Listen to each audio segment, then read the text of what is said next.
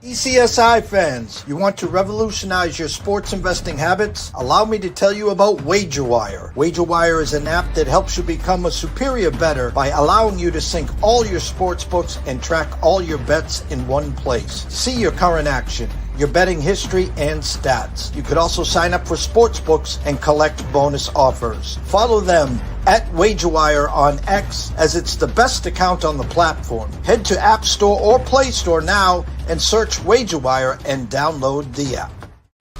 2,000 years long, we will never settle. Hard days, no way, with a heavy metal. No time, no fail, won't stop here. Like a torch to a flame when it burns hot.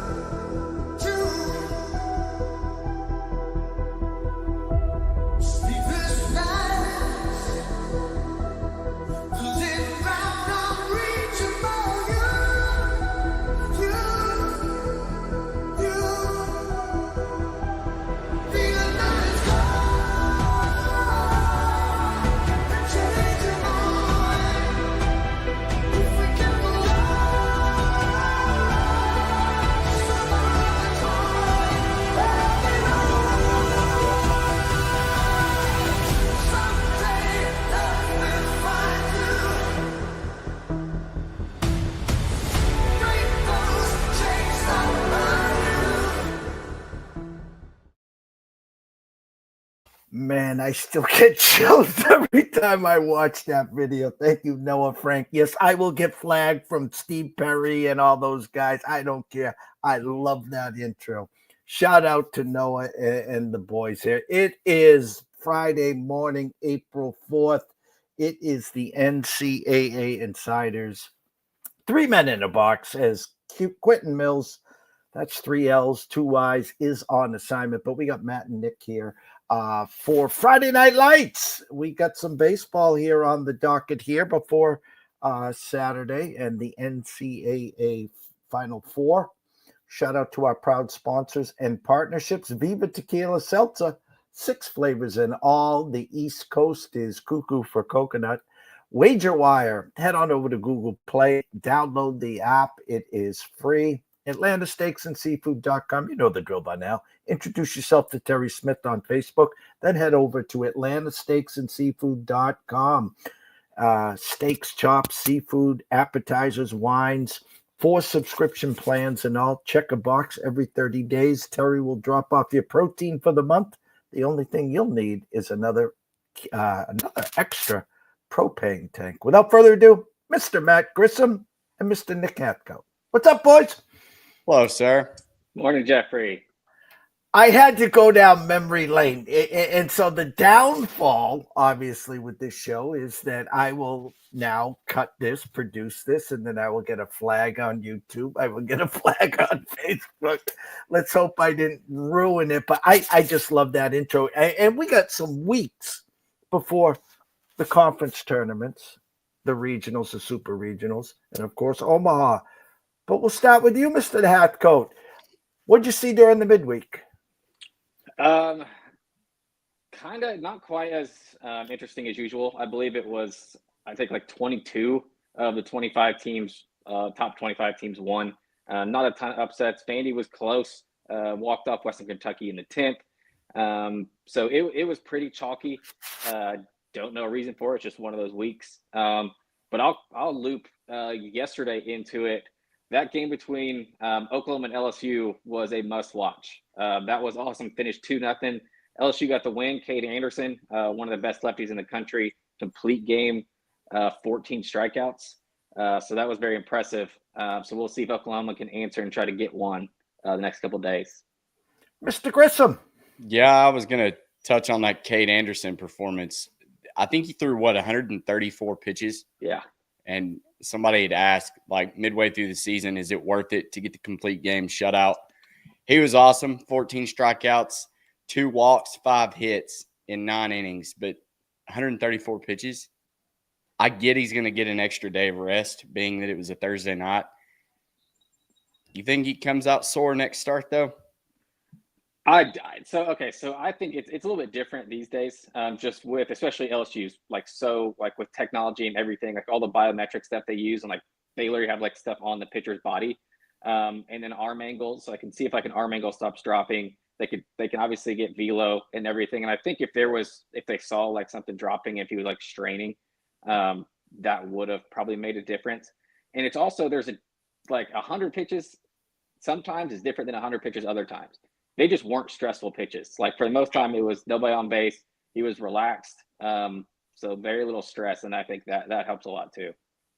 Well, back in the day, when I had hair, the Roger Clemenses of the world, the Strasburgs. I mean, hey, I'm going 9. If not, I'll go 8 1/3, and the 100, 110, 120, not a problem. Now with that byline or whatever they call it, where these guys are adding a couple, I like to say yards on their fastball, but a couple miles to their fastball. All the technology that you're talking about, the alphabet soup, I call it, whip, woba. Back in my day, it was clear and cut. Now you guys got more, abbreviations and stuff. Has the game got too nerdy, Nick? I don't think so. I get like the old school style of things, but there's also a reason why the game, at least in my opinion, is better than it ever has been. The athletes are better. Every pitching staffs are better. Hitters are better. So I think it's really added to the game. I get like the old school kind of feel sometimes, but I think it's just made everything better. Like, don't overdo it. Like, I will agree with like the Rays kind of have known to overdo it in the past 10 years with their kind of some analytics and stuff. So I think it can be used correctly. Just don't overdo it. It's still the game is still the same. Matt, what do you think? I mean, as somebody who relies heavily on statistics, especially the advanced alphabet soup, I would say no. But also, I learned last year when we started really using that to anchor a handicap that you have to watch the game too. Like, it can't just all be numbers. So it's kind of finding that balance of, okay, yes, Florida Atlantic shouldn't be plus 200 against, say, Oklahoma because the stats favor FAU. But on the flip side, like if you've seen Kyson Witherspoon pitch and you know that he's probably going to go 7-8 innings, it may not show up on the stat page how important that is to a team getting a win. And obviously that game is an imaginary game that hadn't taken place. But to say that you have to balance both. You have to watch the games and just handicap from your gut while also finding the statistics to back it up. Well, again, these kids in high school, they've gone through the AAU, the travel ball, if they're at that level, or let's just say the parents have the money, they put the scouts in the right spots. When I was growing up a million years ago, there was a kid in Falmouth, Gumbert, his last name, was throwing 94, 95, 96. The Yankees were there. He eventually got signed by the Yankees. Now these kids got that big decision where again, am I going to take the signing bonus or am I going to go to college? And it used to be a no-brainer. You'd go to school, get a couple of years under your belt, then come to the MLB. Now with the injuries, the Tommy Johns, I mean, go back a few years ago, Rocker, Leiter. Now you bring up Paul Skeens. Now Paul Skeens is an outlier. He's not human. I understand that part, But there comes that juggling act here where if you haven't had Tommy John, I said this sarcastically, guys, it behooved these pitchers, even if their arms healthy, just get the Tommy John over with. And I'll see you in 9-10 months, because it's not if, it's when this is going to happen, Nick. Yeah, And you I probably actually throw harder afterwards. Yeah, I actually had Tommy John when I was 16. And mine, I wasn't even a pitcher at all. Mine just happened, deep backhand in the shortstop, went to throw it across the diamond, and the ball literally like got to the back of the pitcher's mound, and just arm just went numb and shocked. So it can happen to anybody. I did come back throw a little bit harder than I did before. A lot of that, it's not necessarily ligament based, like which a lot of people think. It's mostly because of the rehab. Like you think of like 8 to 10 month rehab that's all focusing on wrist strength, elbow strength, and shoulder strength. So that's going to help no matter what. Now I get where you're coming from, but also Tommy John's not necessarily like you get it once and you never get it again. Like there's quite a few guys who have to get it multiple times. There's just so much stress because throwing overhand is an unnatural motion for your body. So it's going to happen. There's not really a great way to avoid it. Like I said, I wasn't a pitcher, and at 16, mine snapped. So it's one of those things. Like, yes, like the doctors can tell you certain angles and help avoid, like maybe some arm angles are worse than others, but there's no really avoiding it with how hard these guys are throwing these days. No, I mean, if you're not throwing 101, 102, 103, I mean, these pitchers now are throwing so hard, it's, to strike people out. But the batters nowadays, it's not 2 strikes, choke up, put the ball in play. It's still launch angle. I'm swinging for the fences. I'm going to get a homer or a strikeout. I mean, when the average batting average for the MLB is 240, 239. Well, it used to be you failed every 7 times, and the 3 times you got on, you were going to the Hall of Fame. Now it's just homers, RBIs, and runs, it seems, Matt. Yeah, and look at Arkansas. They're a perfect example because last year, Nate Thompson, we heard Dave Van Horn say, oh, Nate's obsessed with the analytics. It's all about launch angle and exit velo and all this stuff. And they were like 118th in weighted runs created plus. And we're like, okay, Nate, sure, maybe not. Turns out it may have just been our talent on the team, because now we're 2nd in weighted runs created plus. So they figured something out. They got in the talent. Again, you've got to marry the two. It can't just all be analytics.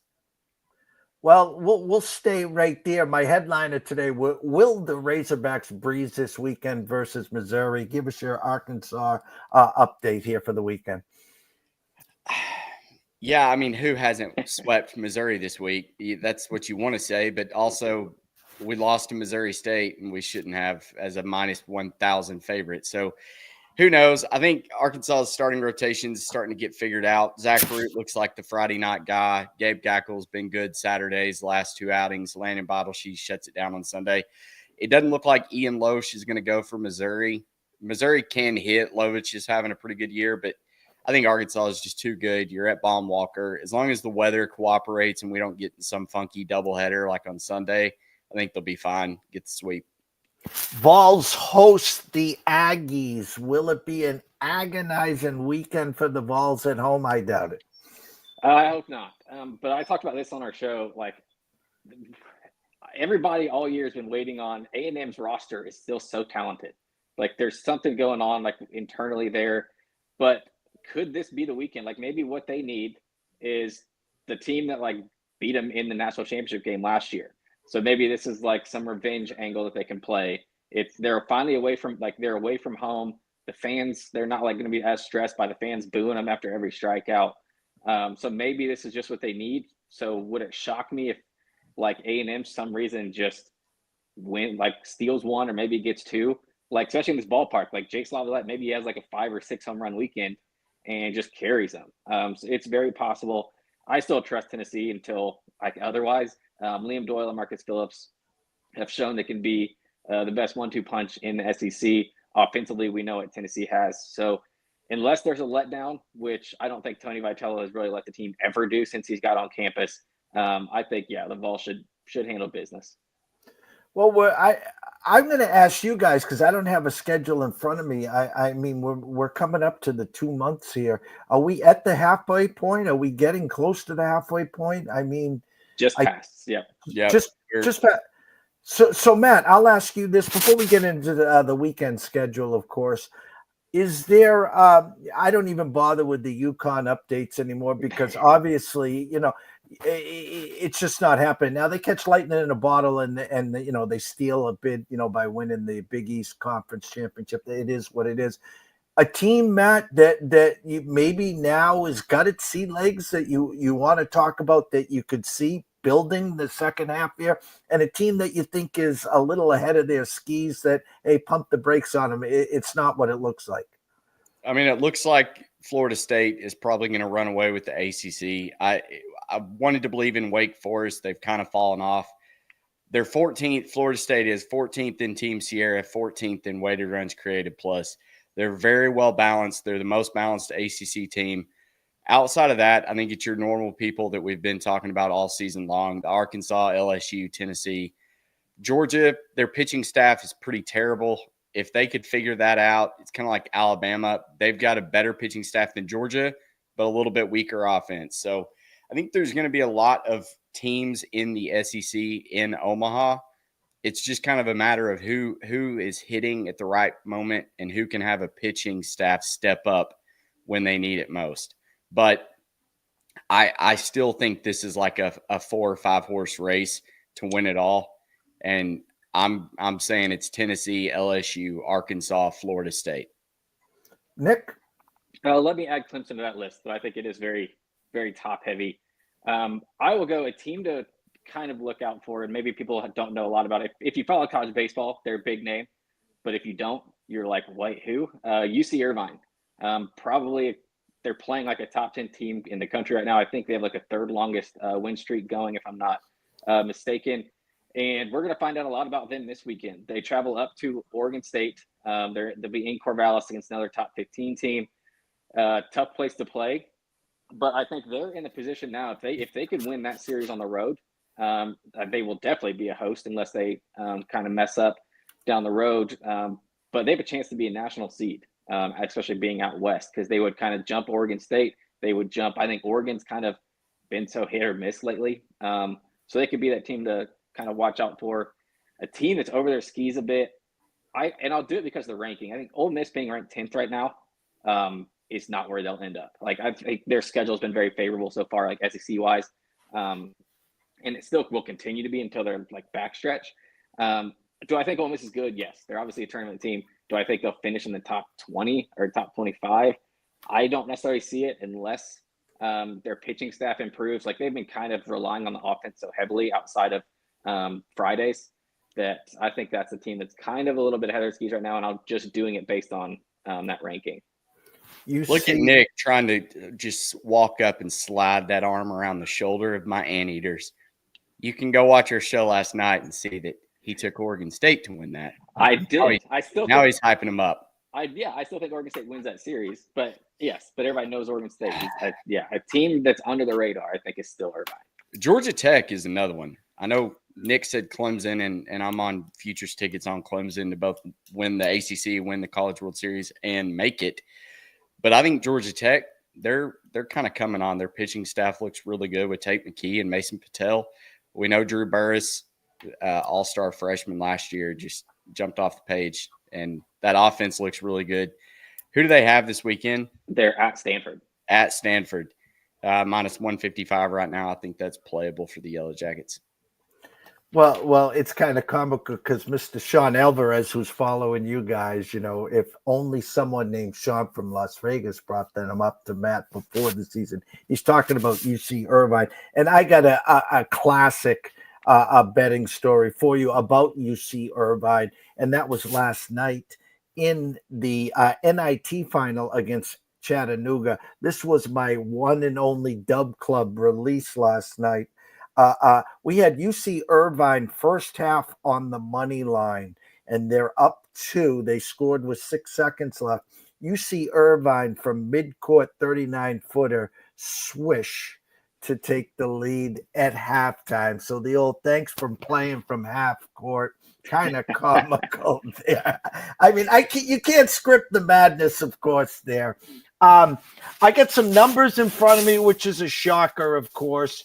Arizona State. Kind of funny. Overnight, Arizona State was minus 110 at DraftKings. I'll use DraftKings numbers minus 160 against Arizona. Oregon State, UC Irvine overnight. Oregon State minus 170, only minus 140 right now. LSU minus 230 at Oklahoma. Georgia minus 165 overnight, only minus 135 at Texas. Texas was getting a little money. Your Tennessee minus 375 against the Aggies right now. Alabama, Auburn. Now Alabama minus 135 at Auburn. That's about it. There's a handful of others. That team you've been fading, Duke, North Carolina, minus 130 overnight. Now 166, North Carolina favorite. Matt, is this a North Carolina play? I was going to bet Duke last night. Glad I didn't. They lost, but the comeback was short. Duke's better at hitting. North Carolina's better at pitching. North Carolina's at home. I don't think you can fade them right now. And how the mighty have fallen. I'll give you this one, Nick, then we'll go to you guys' selections. Virginia overnight, minus 115 at NC State. Now on DraftKings, NC State minus 130. Jeff, grab that mic right there. Every time you turn, it rubs on your shirt. And I can't hear anything else you're saying.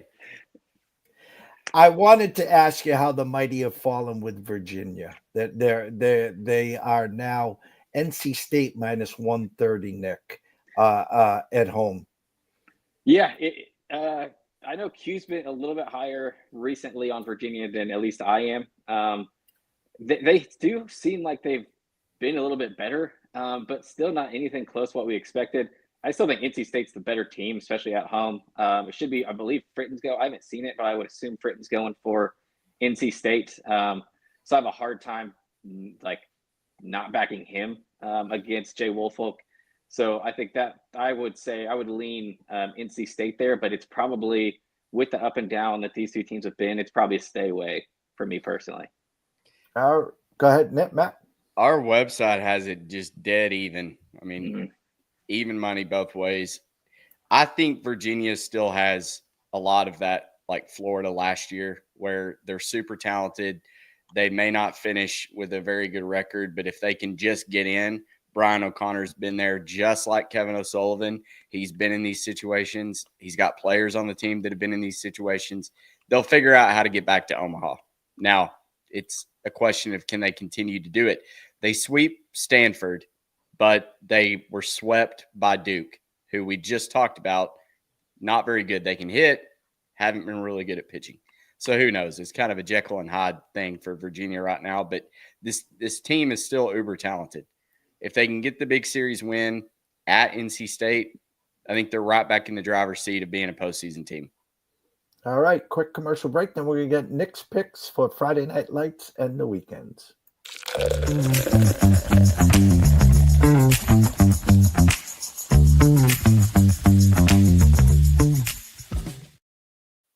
Go ahead, Nick. The stage is yours.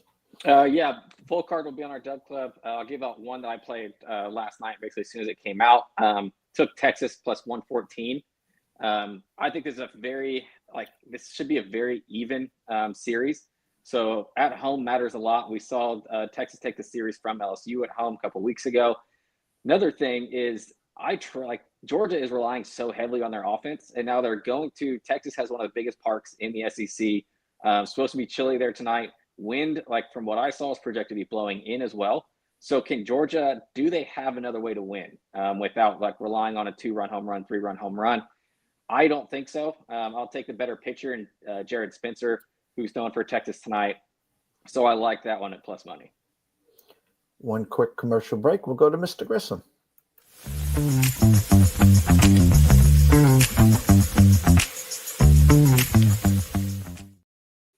I'm also on Texas. I got plus 116. Ole Miss with Hunter Elliott. Make sure you get game one. They are playing a doubleheader today. I laid minus 140 on it. I like UC Irvine plus 114 against Oregon State. I think if there's a game to get, it's today against Nelson Keljo with Riley Kelly going for UC Irvine. There's still lines coming out. As always, all of our plays are going to be in our Dub Club with Clubhouse. Go sign up if you haven't already. We're off to a pretty good start. I was totaling up my numbers last night. I'm 57.8% winners, up 20.04 units. So pretty solid start to the season. Pretty basic to where I am mid-season compared to the last 3 years. So just keep it rolling. I'll say if anybody out there has access to Bet 365, go play Kansas State right now at plus 165 money line. I would be hammering that. I'm keep staring at my books to see if that's getting released. Haven't seen anything yet, but yeah, if that comes, if Kansas State comes out at plus major props. Yeah, major Bet flaw. 365. Major flaw by the books. Like if that's where they all come out at. So I think that will get hammered quickly. Nick, where can they find your work? Yeah, Hathcote 413 on X is the best place to follow me. Obviously, our Discord is a great place to talk to us, talk to other college baseball fans, and like we said, our Dub Club will have all four of our cards, including Smitty, who doesn't join the show, but all four of our cards will be on the Dub Club at some point this afternoon. Mr. Grissom? And collegebaseballinsiders.com. You can sign up for the clubhouse through that, or you can use our projections for free. We've got starting pitching, weather, stadium size, everything incorporated to all the nerd stats we talked about earlier. And I'm at Grissom on X. Gentlemen, have a great weekend. Enjoy Friday Night Lights. Final Four tomorrow. We'll be back with you guys on Tuesday morning. How's that? JD, I've got one more question for you, and I know you got to get to Sean, but he can wait. After seeing your UConn Huskies in basketball, I've seen comparisons to this Duke team being like UConn, where it's just kind of inevitable that they're going to win it all because they're that much better than the competition. Do you think that is the case? I think that, unfortunately, you're betting into an inflated number against Houston, who is technically at home in the sixth state. This is a 1.5, 2-point game at best. If you like Houston, you bet the under. They got to roll the ball out. Pace wins the race in this, okay? So if Houston can keep them in the high 50s, low 60s, first one to 65, it's Houston. Now, as soon as Duke gets to 70, 71, 72, it's Duke. They are rolling like last year's UConn team. Now, this will be their toughest game because they match up very well, taking nothing away from Florida or Auburn. So if you like Duke, go get them at minus 105 to win it all right now, because on Saturday will be the toughest game. I got Duke eking that one out. I'm not. If you wait long enough, you might catch 5.5 there. Sprinkle a little beer and pizza on Houston. But if Duke wins this one, they'll score 80 to 85 against Florida or Auburn, and they'll be cutting the nuts down on Monday. Last question. I've got futures tickets on Florida and Duke. Both will net me around $1,500 to $1,600. Do you hedge them? Or do you think that's who's in the national championship? I did 2 brackets, and I had my first initial one was Florida beating Duke. Now, since I've been watching the tournament, I think it's Duke beats Florida. I'm in a survivor pool. I have Duke and Florida left. I'm using Florida on Saturday. Hope that they beat Auburn. Hope Duke beats Houston. Then I'm going to come back with Duke on Monday. You should, if you got both of those, be smart. Yes, I would definitely be playing some Houston money line. I definitely would be playing some Auburn money line. Guarantee yourself some profit. You can also get creative here, Matt. Go check out some of your sports books and see if you got some of those other alternate exactas where you can cover yourself that way. But I think you're sitting in the catbird seat. But again, for Duke, it's all about getting past Houston. That's what that is. The Florida beat them in Auburn very comfortably by 9. And the other question that's not getting said enough, Matt, is how healthy is Mr. Broom? I mean, he took a bad fall. And so Florida, that game will be a game of spurts. You're going to see Auburn up 7. Next thing you know, Florida up 7. Who controls the spurts? I think it's going to be the best game of the weekend. I think Auburn I mean, Florida ekes it out, but cover yourself, guarantee you some profit so you can just enjoy Monday night. Love it. Thank you very much. All right, guys, go enjoy yourself. Sean Alvarez next. Stay tuned. Jared, hey, we're going to need you to tone it down with the Summer Friday thing, okay? What are you talking about? Well, for one, it's not summer anymore. Oh, really? Coconut. Also, who is this? I'm the caddy. Oh, he's my intern? Sorry, intern. I'm his intern. Yeah, he's doing a great job. No golfing in the office, okay? Summer Fridays are over. You can keep the Hawaiian shirt, but the rest of this stuff, all right? Are you grilling? Oh, yeah. Did you want a burger or a hot dog? No, grilling in the office. It's a good point. We should take this outside. No, that don't. You put that right back down. Yo, it's all in the hips. Oh, dude, come on, we gotta go. Let's go.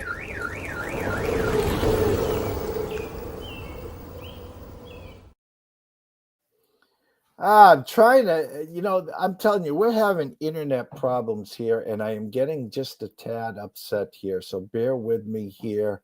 I don't know what's going on. Let's do this. Bear with me, guys. I don't know what's going on here. There we go. Let's do this. There we go. Let's bring him in. Mr. Alvarez. What's up, Sean? Oh, I mean, it's an exciting time for, not necessarily people like you and me, maybe a little bit more people like me. Baseball started.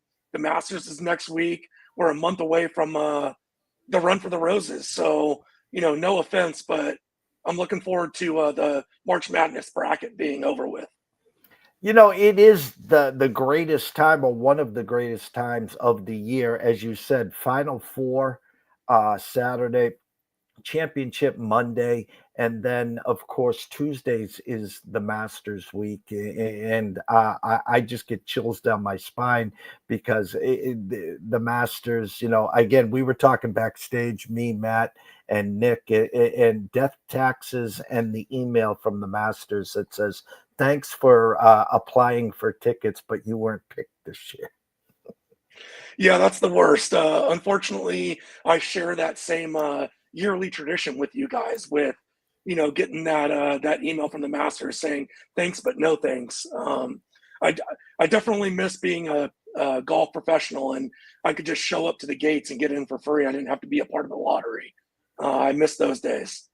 Well, I know you're a golf guy too. Before we dig in, 2 prep races again. The first Saturday in May is a month away, so we'll have the Kentucky Derby. Obviously, we've been bringing you on when available to get some of these prep races and get us closer to the Derby. But the Masters, again, next week, you got any horses, any futures, or are you still going to sit and wait? Or where's your eyes in the Masters? Yeah, I mean, we're getting a little bit different of a Masters that we've seen probably in the last close to 20 years with, Tiger being, up there with Phil and whatnot, kind of, getting geared up for, their best or most important tournament of the year. And now we've passed the torch to the likes of Scotty and Rory. And while Rory's playing really well right now, we haven't seen, the likes of what we saw from Scotty last year. And we do get, the likes of Ludwig Oberg, but he hasn't done anything since Torrey Pines in the Genesis. So, we're getting a little bit more of a wide open field. I really like that. I think it's really good for betting. I'm not necessarily leaning on anybody right now. I think, depending on the odds, Rory's, in my opinion, probably the favorite, even though, Scotty's got the course history. He's got the history of winning at the Masters. He's obviously the number 1 player in the world. But, the way that Rory's playing, I really do think that skill-wise, Rory's the number 1 player in the world. And, he definitely wants to get that monkey off his back with, a Masters win. So in my eyes, I think Rory should be the betting choice favorite. But, we'll definitely see where those lines end up. And, where I've been cutting my teeth all PGA Tour season, I don't mean to, blow my own horn, but I'm up 16 units on the PGA Tour season right now, and I'm really cutting my teeth on top 20s.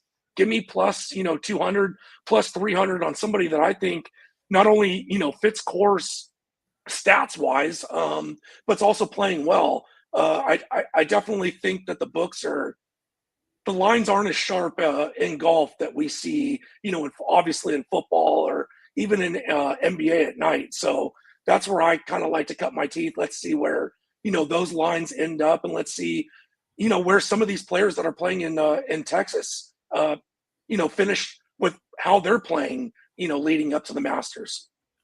Well, we'll be talking to you hopefully next week as the Masters is going on. If there's no prep races, then obviously enjoy the Masters week as always there. In Vegas, of course, Sin City it is. 2 prep races that you want to go over. First, San Anita Park on Saturday. Grade 1, race number 10, the San Anita Derby. Yeah, so I kind of wanted to go over this one first. I usually leave, just kind of start with what race is going to go off first and then what race is going to go off second. But, I definitely look for value. I don't like to lean on chalk. But again, this is, 3-year-old colts trying to make their way into the Run for the Roses, into that starting gate where, you can't just buy your way into the starting gate. You have to earn enough points to get into that top 20 to earn your way into that, first Saturday in May, Run for the Roses with the Kentucky Derby. And if you look at the field with this, it is a short field. We are going to need to swallow a little bit of chalk. But the only horse that is in this field that, if things don't go their way, is probably in the Kentucky Derby is the number 2 Citizen Bull at 9-5. And we kind of saw what Bob Baffert and Javier Velasquez did last week in the Arkansas Derby with Cornucopian. It didn't look like Javi was shoving Cornucopian into the lead, just kind of let him do his thing. And they went super fast early on. I think it was 45 and change. And he was being eyeballed by another horse. So he wasn't doing it easy. And Javi never kind of backed him down. Didn't really ask much of him. Don't really know what the thought process was on that. But the way that we've seen the Kentucky Derby run in the last 2 or 3 years, they cook on the front end. And I really think that Bob, his idea was, let's see how far he can go. Let's see how fast he can go. Don't hold him back. Let him run his race. And I really think that that's what we're going to see out of the number 2 Citizen Bull, ridden by Martin Garcia, 9-5.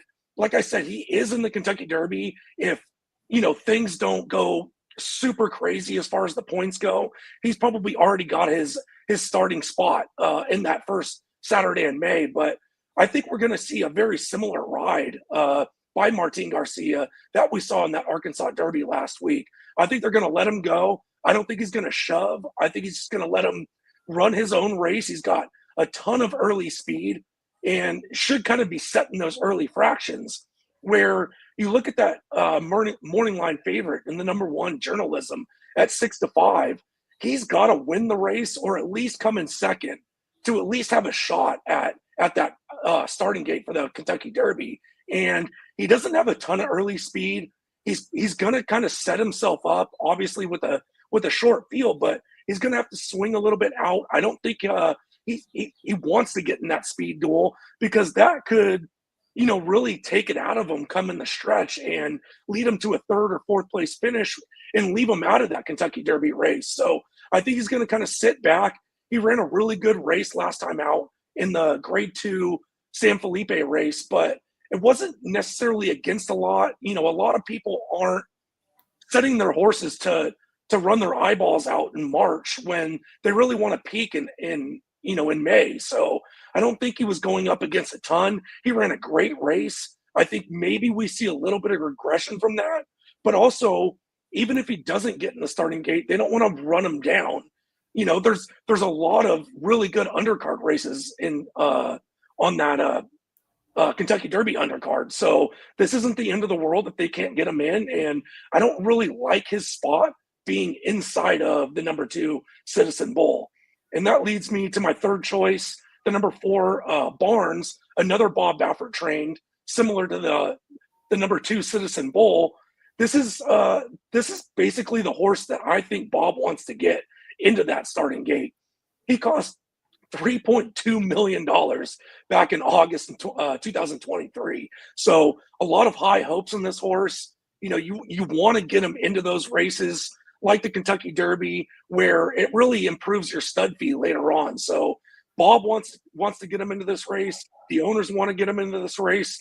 Bob's number one stable jockey, Juan Hernandez, is riding. He wants him out in this race. So there's a lot of pressure in this, but he's not going to go in a speed duel with his stablemate in the number 2 Citizen Bull, and that's how he's going to run his race. So I think we're going to see the number 4 Barnes sit off the pace, very similar to the favorite number 1 Journalism, you know, kind of get that stalking trip. And I just don't know if Barnes kind of has that closing factor. Maybe we'll see it, maybe we won't. But that's going to be my selections. It's going to be the number 2 Citizen Bull over the number 4 Barnes over the number 1 Journalism. And I'm just going to get real kind of dicey with this. I'm going to single the number 2 Citizen Bull on top. It's going to be a real cheap exacta over the number 1 Journalism, the number 4 Barnes. And then I threw in the number 5 Beza at 6-1.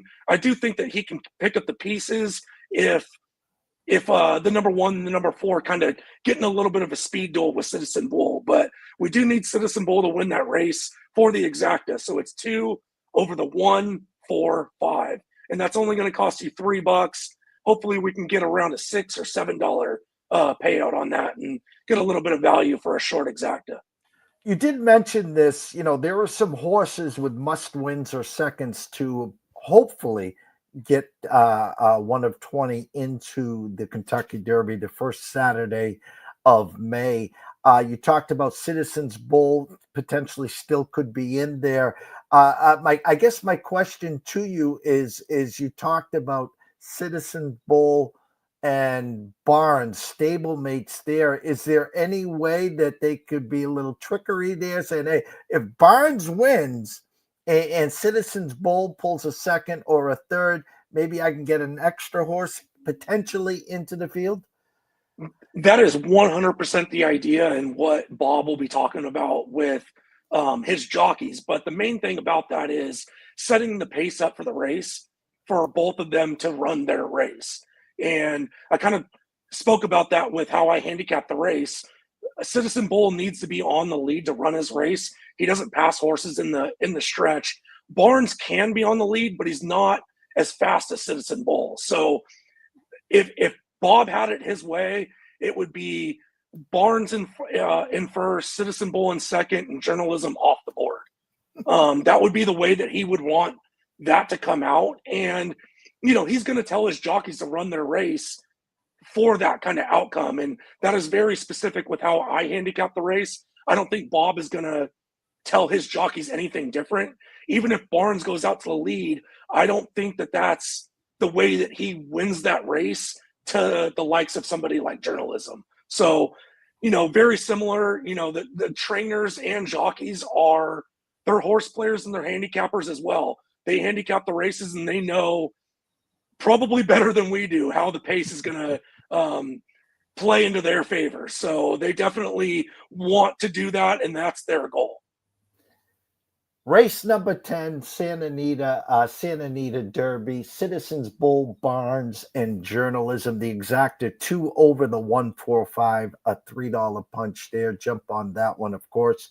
We're going to go from San Anita. We're going to go back east to Aqueduct.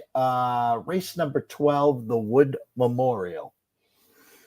Yeah, so again, like I said, these are another, you know, batch of 3-year-old colts that are trying to make their way into the starting gate in the Kentucky Derby. And if I'm doing my math right, I don't think there's a single horse in this race that doesn't at least need a second place finish, if not a win, depending on where they're standing in the Kentucky Derby leaderboard. So, you know, we start with, and this is not my top pick, but we start with the rail horse and the likes of the number 1 Rodriguez. This is another Bob Baffert horse. And, you know, like you said, Jeff, he wants to get as many horses, not only for himself, but for his ownership group to get into that starting gate in the Kentucky Derby. And Rodriguez is not Usually it's my dog that's barking. Rodriguez is not in the starting gate yet. And if Bob leaves him at Santa Anita, now he's got 3 horses going up against each other, vying for those points, those, desperately needed points to get in that starting gate. So, what does Bob do? Bob ships. And when Bob ships to win. Bob doesn't ship for, 3rd place or 4th place finishes to, get a check for his ownership or even himself. I don't think Bob is ever gonna be needing money anytime in the near future. But Bob likes his trophies. Bob likes his trophy cases, and there's a reason Bob's a Hall of Fame trainer. He doesn't just stick where he's at. He goes across the country and wins at Monmouth, wins at Aqueduct, wins at Keeneland, wins at wherever he sees fit that his horses are going to run well. And obviously Bob thinks that this is a really good spot for Rodriguez. He sends another Hall of Fame jockey. I think it's very rare that a jockey is older than I am, but Mike Smith is, I believe he's over 50 now, but Hall of Fame jockey, he knows exactly what a trainer wants out of his horse, but he also knows what he can get out of horses. So I think that that's a great move for Bob to send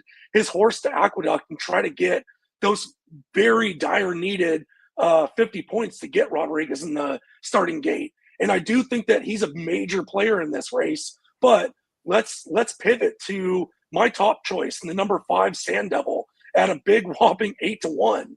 This was a horse that was the morning line favorite at almost 2-1 in the Grade 3 Gotham, another Kentucky Derby race at this same track at Aqueduct. So this horse has run 4 times at Aqueduct. He's got 3 first place finishes, 1 second place finish. And, if you've tuned in with Jeff and I in previous races, it's I like to say it's a horse for the course. We talked about White Abario previously that just ran off the page because he loves Gulfstream. Well, the number 5 Sand Devil really likes Aqueduct, and we also get a trainer that also likes that Naira circuit and Linda Rice. And like I said, this horse has been the favorite 3 out of the 4 times in his races.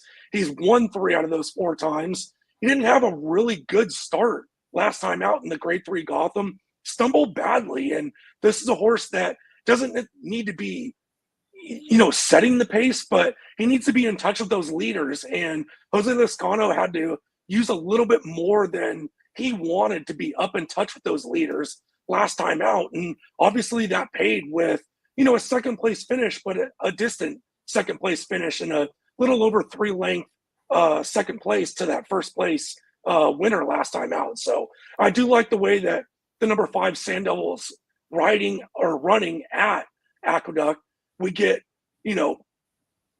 like I said, likes the horse, likes the track, horse for the course type of thing. I don't love the way that Rodriguez has ridden, the last few times out, but those were against Journalism and Citizen Bull that we talked about last time, the last race that we spoke about in the Santa Anita. So, those 2 are probably the horses to beat, but like I said, I do like a little bit of value, and if I can get 8-1 over 5-2, I definitely like that.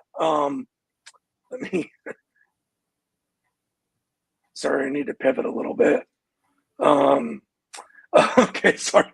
So we'll pivot a little bit to the number 2 Captain Cook, and this is a horse that is probably a little bit closer to getting into that starting gate. If he can get a 3rd place finish, maybe a 2nd place is probably good enough. But again, another horse that has ridden twice at Aqueduct, has 2 wins there, is actually 1 for 1 on the distance, gets Manny Franco back, but he's going to step up a little bit in class. He won well in the ungraded stakes race at the Withers at Aqueduct last time out. But again, now we're getting into graded stakes company. We're getting a Bob Baffert horse that's shipping. Like I said, I really do like the number 5 Sand Devil. So this is probably going to be my 3rd choice pretty much because he has to step up in class. I just don't think that he really has the gutty effort to put away, the likes of Rodriguez or Sand Devil. So I'm going to land with him on my 3rd choice. And then we're going to go to the number 7 Grande, or grand, depending on your I wouldn't say ethnicity, but your yeah. Anyways, I can't think of the right word. I'm not going to sit here and wait for that. But very similar horse. He's 2 for 2, hasn't lost a race, and you get the likes of Todd Pletcher as a trainer, and we've seen Todd Pletcher the way that he's kind of vaulted himself onto the Kentucky Derby scene. He was one of those trainers where the best without a Kentucky Derby kind of thing, and he finally got over that hump. He's getting a little bit of an idea of how to get his better or maybe second tier horses into the Kentucky Derby, and very similar trainer that doesn't really ship to win very often, kind of sticks around the Florida circuit, especially during this time. And now he's going up to Aqueduct and gets a good rider in Dylan Davis, very similar or knows his horses well, with at least 23 starts at Aqueduct for Todd Pletcher and a 30% win rate. So these two do well together. But again, we're talking about another horse that didn't even run in an ungraded stakes race last time, was actually in an optional claiming race. So he's going to need a big step up in class. I don't think he's the likes of, an American Pharoah or Justified that, kind of had a similar route going into this with their first start, in that Kentucky Derby year. So I think he's going to need a big step up. I do like him underneath, but I'm going to stick with my top choices with, the number 5 Sand Devil up top, the number 1 Rodriguez in second, the number 2 Captain Cook, little Breaking Bad reference there, and the number 7 Grande in fourth. So we're going to get maybe a little bit slimmer than we're used to, maybe not as slim as the San Anita race, but we're going to go 1-5 over 1-2, 5-7. And to punch that's only going to cost $6. If we can get my top choice Sand Devil up top, it's going to pay at least 3 times to 1 if we can beat that Rodriguez on bottom, or even Captain Cook. So again, that's 1-5 over 1-2, 5-7. And again, that's $6 to punch that exacta. Well, your breakdown, I was having flashbacks. I was, first of all, when you talk about the rail, there's only one rail specialist in my eyes. That was Calvin Borrail, as we like to call him. But when you're shipping in Mike Smith, and if they give him the rail, and I don't care if he's 50 or 70, okay, give that guy a free trip, and he's going to be awfully tough to beat. Yeah, I mean, you're spot on there. He's definitely not the jockey that you want from the rail that, needs the lead and he has to shove. But, we're talking about, one of the smartest jockeys there is. And if you need somebody to make a split decision on, going 35 miles an hour on a 1,300-pound animal, it's probably going to be Mike Smith. I can't wait. We have 2 great breakdowns as always, Sean, and an exciting time of year. Again, 1 month away from the first Saturday in May and the Kentucky Derby. Hope to have you on a couple Fridays leading up to that. And of course, we'll be talking some golf as we get, Masters next week. Before you know it, the PGA and then the US Open, the British Open. Horses and golf, they kind of go hand in hand, Mr. Alvarez. Yeah, absolutely. And I will definitely be tuning in like I do weekly to listen to you and Brady Cannon talk about golf. And, while I love golf and, I think that I'm good at handicapping golf, I'm not. Sometimes you have to swallow your pride or understand when, there's respectful opinions out there that know what they're talking about. It doesn't, go by the wayside by me to listen to Brady and break down PGA Tour bets. And I will leave you with one other thing I didn't talk about because I'm not swallowing this price, but your time, 1:30 Eastern tomorrow in Dubai, the Dubai World Cup, our horse, number 1, Forever Young, will be racing. But we are not giving that out to subscribers as the horse is 4-5. So an unbettable race, but I will be tuning in to watch our horse Forever Young. Not our horse, but if you've listened to JD and I, we love that horse and want to see the best of him running. Well, I'll be rooting. I'll be tuning in myself. I can't thank you enough. The scroll has been going the whole time, Sean. Everyone knows on X to follow you. Of course, it's Smooth Turn 2, but you also have some great work at Wager Talk. And as we wrap up this segment, tell everyone where they can find it. Yeah, so quick short link to my page is wt.buzz/SA. I've got San Anita up right now. San Anita's got a $100,000 pick six carryover. That's up. I've got Aqueduct and San Anita up tomorrow. You can also get my golf packages there. Like I said, I'm up 16 units. On the PGA Tour season, we're getting rolling on the MLB season. It's obviously a little bit early. And hopefully we can turn that around. So head over to my page. Like I said, it's wt.buzz/SA.